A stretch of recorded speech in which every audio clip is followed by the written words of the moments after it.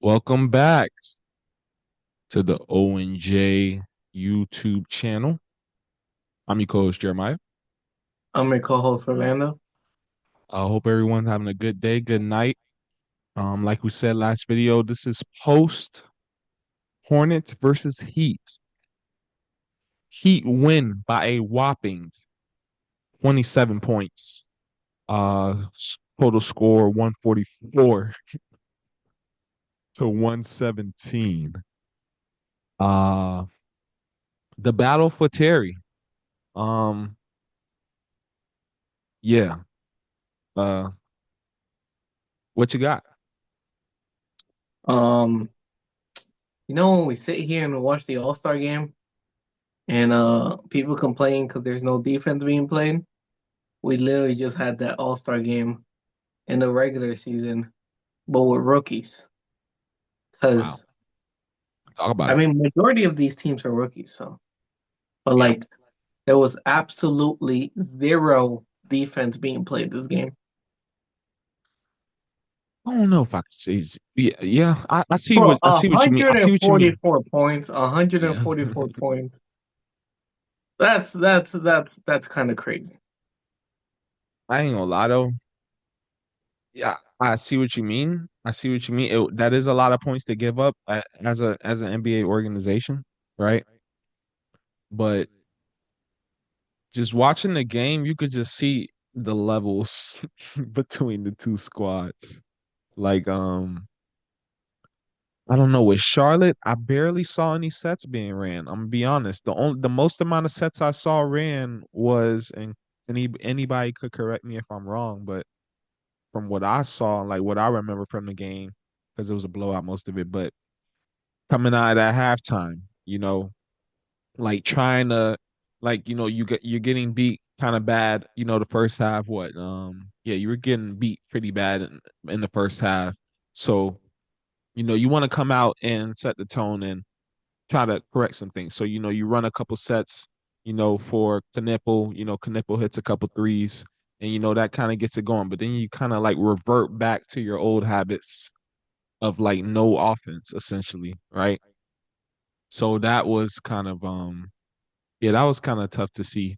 Um I and you feel like just go in ahead. in a sense, I also feel like they probably got, I guess, scared in terms because like the Heat were really good from three. Like the Heat was going crazy from three.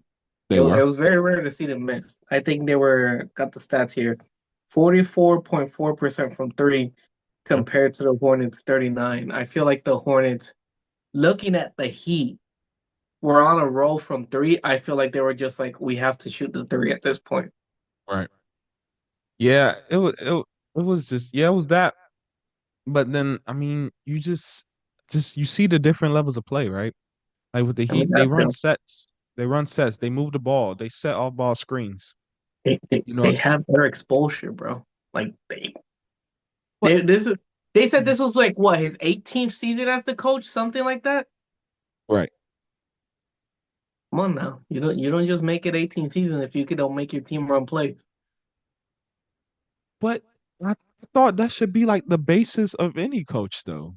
Like if you're gonna, and this is Charles Lee's second year, right? I believe yes, his second year, right? This is the second year. So I would hope that, and not too much has changed from last year to this year in terms of the team. You still got Melo. Well, yes, you lost Mark Williams. You lost I think Gordon Hayward, was he on the team? I don't think he was, but you lose Mark Williams, like you lose those type of pieces, but Melo's still there, Miles Bridges is still there, Trey Mann's still there.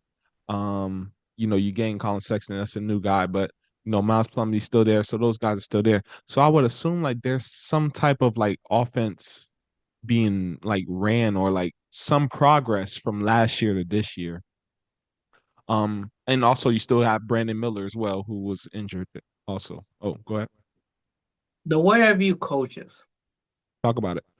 I've kind of started to put coaches into like three tiers in the NBA. Okay. And I feel like it's always the same thing where like there's the first tier of coaches that are there either to lose games or to help develop your players, like your individual players, making your individual players better. Are those two separate things? Or are you saying that that It's comes with either losing or. The games? coach can start off by losing and then focus into like just building the player. I'm sorry, I wasn't ready for you to say there's three tiers of coaches. One that's meant to lose games. What the All right. The next tier, right? All And right, I so feel that was like tier three. Okay. this is I think why we go to coaches so much in the NBA, right? You got your first tier coach, Okay. right? Or tier three, whatever.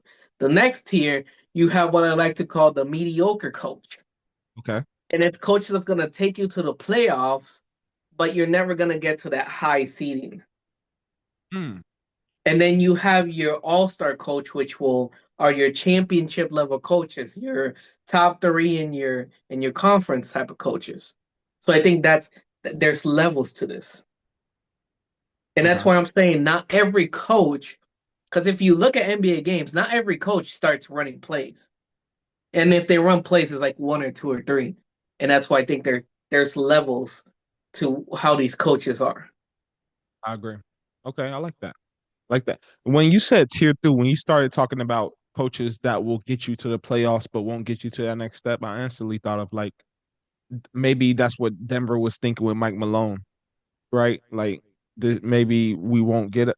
I don't know. Is that or They what? won a Is that championship with him though. I don't know why they fired him. that's I don't know. That's what I'm trying to figure out. What they were thinking. Okay, okay, maybe not. Well, maybe that's what they thought, but he did win a championship. Even Mike Brown. Like, what about Mike Brown with Sacramento? Like he brought them back to the playoffs.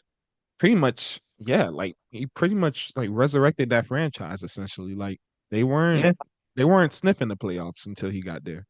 Um, and then he gets fired, right? And then now he's the coach of the Knicks. Or even I mean even the person that he replaced with the Knicks.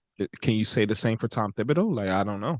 I mean, I don't know. Tom Thibodeau, has he won a championship as a head coach? I feel like he won nope. one as an assistant with He Boston or won. something. I think it was with Boston in a Yeah, way. with Boston. Yeah, so I mean, even Thibodeau with the Knicks, like, yeah, they made it. They went far in the playoffs, but is that did the Knicks feel that's as far as he could take them? Like that tier two, So no, I love how you broke that down. That's a great breakdown. But yeah, what I saw though, like I saw no sets from Charlotte's perspective. There's no now even okay, maybe I don't and maybe I shouldn't emphasize the sets, right? But even just a style of play, like even just Ball like movement. playing the game, playing the right way. Like you don't really see that. Now, let's have this conversation. Let's have a Lamelo Ball conversation. I mean, you kind of have to when you're talking about Charlotte. Um, and I mean, he shot pretty bad, right? Six for 18. Um, he takes six 2-pointers. So 4 of 12 from the 3-point line, right? Um, so 2 of 6 from the two from inside the arc. Uh, does he take too many threes? Does he take too many threes? And that's my first question. And should he drive more? I mean, he's a tall guard. Now he may not be the biggest, right? Like in terms of muscle and like stature. Like Davion Mitchell is pretty built, right? Like even though he's kind of shorter than Melo, but he's still like strong. You know what I mean? Like Melo may not be that like he may not have the Jello type of build in terms of muscle. You know what I mean? But should he drive should does he take to me does he settle for jump shots too much? And then also so that's my first question. That's my first question. Like, let's talk about that first. Like, do you think he was settling too much for shots, for jump shots? Yes, I think he does that a lot. I think he Yeah, still thinks he's over there at Chino Highs, where he was just shooting threes from like half court and making them. yeah, I think it's a different ball game, and he needs to adjust. Driving would be better for him. Now I don't yeah. know if maybe he's scared to drive because of his injuries. Mm, okay. Maybe he's scared he's gonna get hurt again, so he's settling for jump shots. But I think he should add the fact that 12 out of his 18 shots were three pointers. threes. Is And then you crazy. only made 33% from three, which isn't terrible. Well, which isn't terrible, but I mean, I don't know. I mean, you have other shooters around you. Like, Knipple was hot from three. He was 5 of 11 from three. So why not as a point guard, right? You feed the hot hand. You know what I mean? Like feed the hot hand, feed your rook. You know? So yeah, I think and I mean, yeah, I feel like if he just looks for his teammates more, I feel like that will open up his game as well, right? Like just like teams like are gonna hone in on you. You saw the Heat. They tried to trap him every chance they got, right? Like essentially because they know they want to get the ball out of your hands. So why not, and I don't know if that's on him. Well, yes, it's on him. I mean, at this point, you got to put it on him. I mean, he's like what, year five, year six. Like you gotta put something on him, right? But and then also the coach as well, like just drawing up some stuff. But I don't even know if that's a coaching thing. I think that just might be just a growth, like something he has to grow with, and the growth hasn't really happened yet. Now, is that because he hasn't been healthy, or is that just because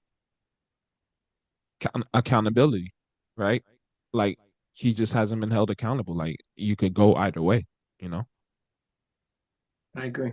I agree. Total mixture of both. Now, one, my bad. One of the things I did notice as well was in terms of the offense, it seemed like, and I don't know if I was, and I don't know if I maybe there were other instances, but when it comes to the offense running through him, it's either he scores, it's either he's trying to score, or like if he doesn't score, then it's just a pass, like a. It was kind of like how I felt like with Desmond Bain, like yesterday, like with like it's like when he's in the pick and roll, it's either he's scoring or, like kind of a two-man game. It's not like he doesn't pass and cut or anything like that. Like he doesn't really like Lamelo doesn't really do that stuff. Like he just either he's trying to score or just get an assist, essentially, not necessarily trying to facilitate ball movement in a sense. So that might be that's something as well. And I mean, I feel like that's been for a while. So I don't know, like what I don't know, like what do you do if you're Charlotte? I don't know. I think it's just the way he is at this point. I think you gotta have maybe bring in more veterans into that squad. Somebody that could really mentor him. Maybe that might be able something that could help him. Like somebody has to, because I mean, this isn't winning basketball. And I mean, now he's only 24, right? So he's still young, but like it's not you do you think like it's too far, it's not too far down the road to where like you think he's still savable in the sense this is his sixth season. So I mean, I guess there is still time. Six is a lot. Like think about he's played 5 seasons up until this point. And then he wasn't really healthy dang, the last 3 seasons. So 36 games his third season, 22 games his fourth season, and then 47 games his fifth season.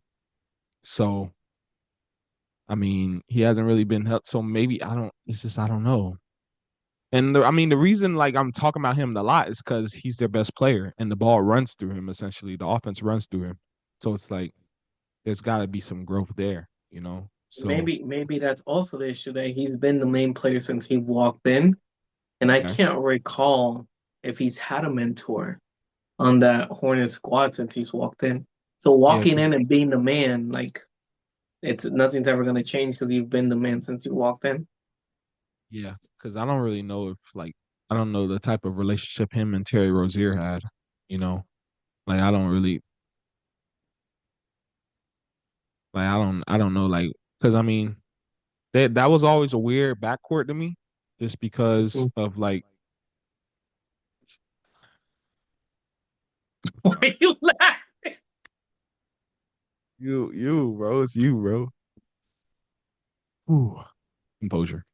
All right. That was always a weird backcourt to me just because of the whole two, like they're both point guards, like they're both guards. So it's like that was always kind of a weird thing to me. But I don't know what type of relationship they They have had. Like, Colin Sexton in there right now. I mean, yeah, they do. Colin Sexton isn't a point guard though. Like he's for sure not a point guard. Like Terry Rozier could run the point. Like I don't know how to explain. Like Colin Sexton is definitely he's more of a Donovan Mitchell type of guy. shoot first. I guess. Yeah, like he's gonna shoot first. Like he's wired to score. Now he can make the play. You know what I mean? He can make the play, like he can play make for others. But I mean, you're not. That's not what. Like you're not gonna say, look, Colin Sexton, go run the team. Like make sure everybody gets involved. Like that's not where he's best at. You know what I mean? So you're right. I don't know if he's ever had a mentor. Um, I mean, I guess I don't, and I mean, I guess I don't know if Gordon Hayward was that guy. Like, I don't know, and even now, like, who's the vet on the team now? You know what I mean? Like, if like Ish Smith, or I don't know if Ish Smith is still in the squad, but yeah, something's got to give because what I saw today was just not. That's not championship building. Like that's not, and you're the best player, so you gotta lead him. You know what I mean? Can he? Is he built for it? We'll see. That's the question. Now let's talk about the That's the question. winners. The The Heat, Miami Miami Heat. Heat. Uh, like I said, I mean they uh they moved the ball pretty well. Um, They had great ball movement when I was watching it. great ball movement. Great ball movement. Yeah, and I was looking at their like lineups. I'm now think and I kind of see. So I was watching Khalil Ware as well. It was good to like watch a full game of him, and I kind of see like why Eric Spoelstra may not be fully committed to him because there are like I feel like there are possessions where he takes off a little bit, like he does defensively. I feel like I mean he was missing shots, but I mean that's a part of the game. You're gonna miss shots, like you're not gonna hit every shot. But I think defensively there were some moments where he may have fell asleep or may have missed a rotation, and I think that and I knew it. I think it was like the beginning of the third or something. Like I knew he was coming out the game immediately, and Hami Jaquez came right back in. I think it was like towards the beginning of the third quarter. But like I knew, but like yeah, I think that's maybe just some growing pains. I mean, Miami is a very how you say high class organization. Very what's the word? High expectations. You know what I mean? It's very so yeah, I think he'll grow within that organization for sure. But yeah, I mean, what did you see in the game?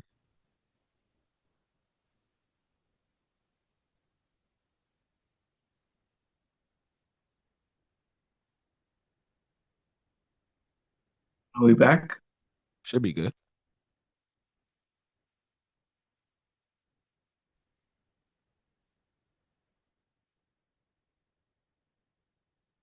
or not?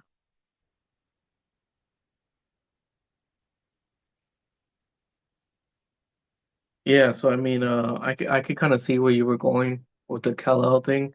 I think to Hmm. me, what I'm more focused on this game that was very impressive to me was just like Hami Hakas, like 28 minutes, 28 points. The man had a point for every minute. Like it looked like he went out there and was not missing every time. And I think it's I was actually surprised he wasn't starting. And I don't know if maybe he didn't want him as a spark plug off the bench, That's it. but That's the it. man the man was playing pretty well. And He just to go along, Wiggins and Bam also, doing the Wiggins and Bam things. I think they were playing well. But I kind of expected that from them. for sure. Tommy Hawkes is like he's like the ultimate like utility player. Like really, what can he not do on the floor? Like really, like he can handle the ball, right? He could probably initiate the offense if you need him to. He could be off the ball if you need him to. You need him to. if you need him to get in and get rebounds, I mean, he's gonna do that regardless. He's gonna crash the boards. He's not afraid to dunk on you. Like he's not afraid to get physical. Like he's just the ultimate basketball player. And he's the perfect Heat player. I mean, like the Heat struck gold when they got him. I don't care. Like like A plus plus to that 2023 GM. It's probably still the same GM if you make that call. If you make that call, you have a job. You have a Pat job for the rest Riley's of you. still there, bro. Oh Pat yeah, I Riley's can't still there. forget about Pat. I can't forget about Pat. Great call, Pat Riley. That was a great call. Like many other great calls you have had. But nah, I mean, they really struck gold with him. But nah, you're right. He did play. He played amazing. Just he just did all. Like you, I mean, I don't gotta repeat what you said. He did it all. He just did everything that needed him to be. Finished with a plus 43, highest in the game. Uh, so that tells you a lot of just about not only just his scoring, but just the type of performance he had and the type of impact he had on the game, which is great. I mean, they just when the Heat. That's what I was gonna say. The Heat have a really balanced starting five, even without Hami. Like they have a very good balance. You know, you have your point guard in Davion. You've got Pele Larson, who like I love players like Pele, like that can just I don't know how to describe him. He's like a Christian Braun type of guy who could just kind of he can defend of course, but just be that shooter and just be that off ball, that off guard, but he can also handle and I don't know how to describe it, but like that off guard that just complements any I think like complements any point guard well, I feel. So I think Pele Larson, he's a good player as well. Then you got Bam and Khalil, right? Who, kind of, you know, pretty much kind of balance out each other's weaknesses essentially, right? Bam's more physical, of course, being more bigger, but then Khalil, has the length, like has the length and can stretch the floor as well. And Bam shot well from three too. Bam's improved his 3-point shot as well. So I mean that's an exciting front court. And then Andrew Wiggins, a two-way wing essentially, right? So I mean, yeah, you got everything you need, and you got Davion running the point and running the show, and he's improved tremendously as a point guard too. It's to mean something. You're missing two people out of that team that are currently injured and they're not playing. So think about how Oh well my balanced this gosh. team is right now. Ooh, You don't have Tyler Hero and dang. you don't have Norman Powell. How do they fit And they in? scored 144 points. I love Kayla Larson in the starting lineup though, bro. Like you need him. You need him in there. I mean, of course you're gonna start Tyler Hero. Like you have to start Tyler Hero. Like you're not gonna bring Tyler Hero off the bench. Norman Powell, maybe. I mean, I forgot what his contract was, but it was a pretty big contract. So I don't know if they were gonna I don't know if they're just He gonna bring got him off traded the from the Clippers, and the Clippers gave him a oh big contract. yeah, so I don't know. His situation might be iffy, like if he's gonna come off the bench or not. But I Still, don't I know. think I the mean Clippers, this he was coming off the bench for the Clippers, so maybe it's still the same thing. okay. Because this starting lineup looks tremendous. Like they look tremendous. And now, yes, it was against the Hornets, but I was just looking at them play with each other. Pause. But like they were like really like they mesh well. They mesh well. Like they really do. And dang, so now I'm thinking like what's that gonna look like when they're fully healthy? Like I'm gonna wonder Yep. what's that gonna be? And I mean, I hope Davion and Tyler, when Tyler Hero comes back, like I hope they can kind of split the playmaking duties. You know what I mean? And I don't want Davion to just turn into just a off ball shooter essentially, while Hero just tries to create. I don't want that to happen. You know what I mean? I hope they really like give him he gets full reins to run the point because clearly, I mean he's always been a good basketball player in terms of hooping, but I think he's really like grown in terms of just playmaking and running the team. Like that's I mean, that's why the Heat game was like that 1 year, 14 mil or 15 mil. Like, they trust him, essentially, right, to run the team. So and he's doing that. So yeah, great job, great win for the Heat for sure. And I think something else I do want to point out. I know we talked about how they had great ball movement, but I Mhm. think it's important to also point out the pace of the game that they were playing with. I think back Mm, when they had Jimmy Butler, it was much of a slower pace. Now I think they're more faster, they're more running now, and I think it has a lot to do with now they have a lot of younger guys now that they have on that good team, so point. now they're upping the pace. So coach is properly adjusting to the personnel and the players that he has on that team, and I think that's very important to the Heat success. It's a great point. It's a great point. Yeah, I mean they're looking great. They're looking great. I agree with everything. Yeah, shout out to the Heat. It's a great win for them. I mean you're supposed to like I mean with teams like Charlotte, I mean anybody can be beat, but with Charlotte, like you don't expect the you want to win, you want to beat teams like Charlotte this way. Like this is how you gotta, you're trying to set yourself apart. You want to make to the playoffs and things like that. So you gotta teams like this. Don't take a night off. You know what I mean? Like you assert your dominance and you play how you're supposed to play. And nothing bad to say about their performance. Like nothing at all. I mean, just curious to see what they're gonna look like healthy, right? Fully healthy. You mentioned Norman Powell and Tyler Hero. See what they look like fully loaded. Yeah, it's gonna be exciting to see the direction that the Heat take. The Heat have always been surprising, even when we think they won't make it to the playoffs, they somehow find a way. So it'd be interesting to see if this is another one of those seasons. Sure, for sure. Yeah, I think that's all we got. Appreciate y'all for tuning in. Comment anything you liked about the game, anything you didn't like about the game, anything you're excited about for the NBA season. Any predictions you may have. MVP, six man of the year, coach of the year, rookie of the year, clutch, I guess new clutch player of the year. Um, Follow us on all our socials in the description. And we'll see you Wednesday for, as of right now, the Hawks Nets. But after looking at this game, that may change. So we'll see. We'll see what games we got tomorrow, and we'll see y'all tomorrow. Peace.